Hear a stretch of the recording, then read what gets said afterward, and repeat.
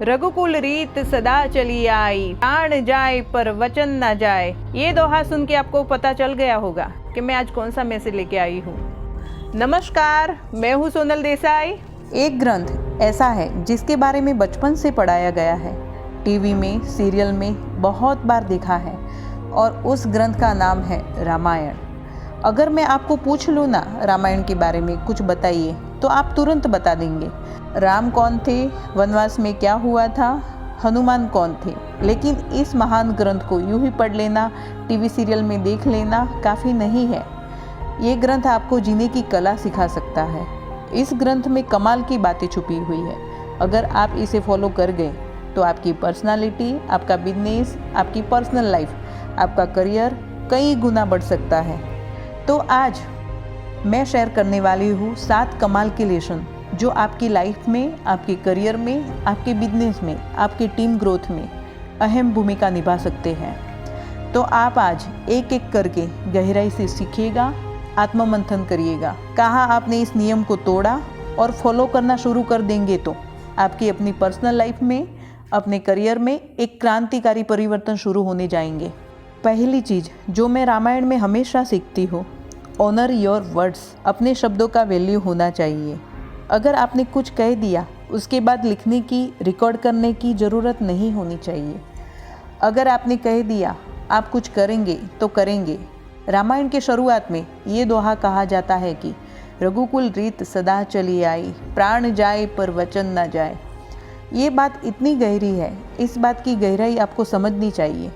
अगर आप field jobs में हो, अगर आप सेल्स में हो, अगर आप डायरेक्ट सेलिंग में हो, अगर आप किसी भी बिजनेस में हो, हमारे बिजनेस की, हमारे परिवार की और दुनिया की हर रिलेशनशिप की बुनियाद है ट्रस्ट, विश्वास। और विश्वास खैरात में नहीं मिलता है। कई बार मैं लोगों को कहती हूँ, आप डायरेक्ट सेलिंग में जुड़ते हो, आप प्रोडक्ट खरीदते हो, आपको आईडी मिल सकती है, लेकिन आपको रिस्पेक्ट एंड ट्रस्ट ये पैकेज का हिस्सा नहीं होता है। ये अर्न करना पड़ता है। अगर आप दूसरे का विश्वास जीतना चाहते हैं, उसके लिए पहली शर्त क्या है? Honours your words. आपने कुछ कह दिया, आप उसे मानेंगे और कुछ भी हो जाए आप उसका पालन करेंगे। और इस बात की रामायण में यहाँ तक कहा गया है कि प्राण जाए पर वचन ना जाए। अगर जान देके भी वचन को पूरा करना पड़े तो आपको वचन को पूरा करना चाहिए। राजा दशरथ ने रानी कैकेयी को 2 वचन दिए थे, आपको जो चाहिए वो आप मांगिएगा, मैं आपको दे दूंगा। और रानी कैकेयी ने कहा था कि मैं सही समय आने पर 2 वचन मांगूंगी। और वो 2 वचन कब मांगे? जब पूरी अयोध्या में जश्न का माहौल था, राम का राज्याभिषेक होने वाला था, तैयारियां चल रही थी, अयोध्या को दुल्हन की तरह सजाया जा रहा था। रानी कैकेयी ने राजा दशरथ से मांग क्या लिया? राम को 14 साल का वनवास और उनके बेटे भरत को अयोध्या की राजगादी। लेकिन इन दोनों वचन को पूरा करना बहुत कठिन था। लेकिन राजा दशरथ ने वचन दिया था, उन्हें अपने शब्दों में ऑनर करना पड़ा, चाहे जो तकलीफ हो, चाहे पीड़ा के साथ सही, लेकिन पूरा करना था। और श्री राम ने भी वचन पूरा किया, क्योंकि उनके पिताजी ने वचन दिए थे। बिना एक भी सवाल उठाए हुए तुरंत स्वीकार कर दिया। रामायण की दूसरी सीख, अपने सलाहकारों को बहुत सावधानी से चुनिए। राजा दशरथ की 3 रानियां थीं। राजा दशरथ के 4 राजकुमार थे। अयोध्या में माहौल बहुत अच्छा था, सुख समृद्धि थी, सब कुछ अच्छा था। रानी कैकेयी की एक दासी थी और उनका नाम था मंथरा। पता नहीं किस घड़ी में, किस पल में कैकेयी ने मंथरा की बात सुन ली और ये वरदान जो 2 मांगे थे ये कैकेयी ने नहीं मांगे थे, उनकी सलाहकार से उन्होंने लिए थे। उनकी सलाहकार कौन थी? मंथरा। और मंथरा की बात मानकर कैकेयी ने राजा दशरथ से 2 वरदान मांग लिए।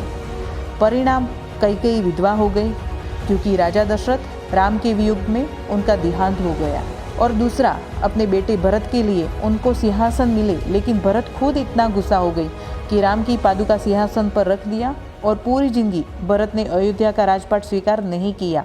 सब कुछ अच्छा था, सब कुछ ठीक था, लेकिन रानी कैकेयी की एक गलती ने सब कुछ खराब हो गया, क्योंकि सलाहकार गलत चुना था। तो जिंदगी में आप कहाँ जाएंगे वो आप पे डिपेंड करता है। आप किसकी सुनते हो, आप किसकी एडवाइस लेते हो, आप किस तरह के लोगों के बीच में बैठते हो, किस तरह की किताब पढ़ते हो, किस तरह के लोगों को कोच मानते हो, और मेंटोर बनाते हो, किस तरह के दोस्त बनाते हो, तो चूज योर एडवाइस केयरफुली।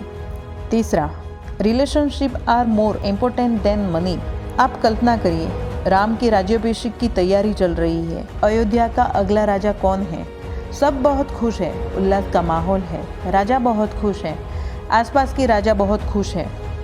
और अचानक से राजा दशरथ राम को कहते हैं, आपको 14 साल वनवास जाना है।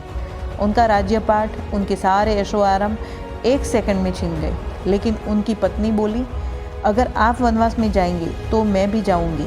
भाई लक्ष्मण बोले, आप वनवास में जाएंगे तो मैं भी जाऊंगा। सारे ऐशो आराम 1 सेकंड में चले गए। लेकिन उनके साथ कौन रहा? उनके रिलेशन जो उनके थे। जब भरत को पता चला राम वनवास में है, तब भरत भी गए और उनकी पादुका लाई और पादुका को सिंहासन पर रखा और अयोध्या को संभाला। ये भी एक रिलेशनशिप का प्रतीक है। जो जगह उनके भाई की है वो उनकी रहनी चाहिए। इतनी रिस्पेक्ट अपने भाई श्री राम के लिए रखी भरत ने। Value people more than anything in life. पैसों से ज़्यादा अगर आपको वैल्यू करना चाहिए तो वह है रिलेशनशिप। रामायण की चौथी सीख, एक सही मेंटर, एक सही कोच जिंदगी में बेहद ज़रूरी है। हम सब में असीमित ताकतें हैं, लेकिन स्कूल में हमें टीचर मिले जो हमारी फुट एंड शॉल को पहचाना, कॉलेज में प्रोफेसर मिले जो हमारी फुट एंड शॉल को पहचाना, एनकरेज किया। ऐसे ही हमारी ज़िंदगी में हर पल हमें एक मेंटर, एक कोच चाहिए जो हमें वो करने के प्रेरित करे, वो अंदर की ताकत जगाने का काम करे जो हम खुद भूल गए हैं। हनुमान जी में बेमिसाल ताकतें थी, लेकिन उनको एक जामवंत की ज़रूरत थी। जामवंत ने हनुमान को बताया कि वो क्या कर सकते हैं। जिस तरह से हनुमान जी को असाहसी, असाधारण काम करने के लिए जामवंत की ज़रूरत थी, ऐसे ही हमें भी हमारी लाइफ में बेमिसाल काम करने के लिए सही मेंटर, सही कोच की ज़रूरत है। रामायण की 5वीं सीख, दुनिया की हर लड़ाई को जीती जा सकती है अगर सेना का सेनापति सही हो। रावण के पास राक्षसों की एक बहुत भारी सेना थी, बहुत भयंकर सेना थी। रावण के पास बहुत सारे वरदान थे, उनके भाइयों के पास, उनके बेटों के पास बहुत कमाल के वरदान थे। ऐसी सेना थी, उनको हराना देवताओं के लिए भी शायद संभव नहीं था। और राम की स्थिति देखिए, सिर्फ उनका भाई था, कोई उनके पास सेना नहीं थी। उनकी पत्नी सीता का भी अपहरण हो गया था। वो अपनी सीता को ढूंढ रहे थे और उन्होंने एक बंदर की सेना इकट्ठी की।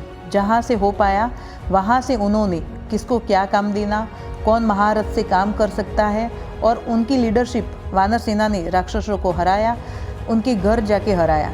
तो अगर लीडर सही हो तो कोई भी टीम बेमिसाल काम कर सकती है।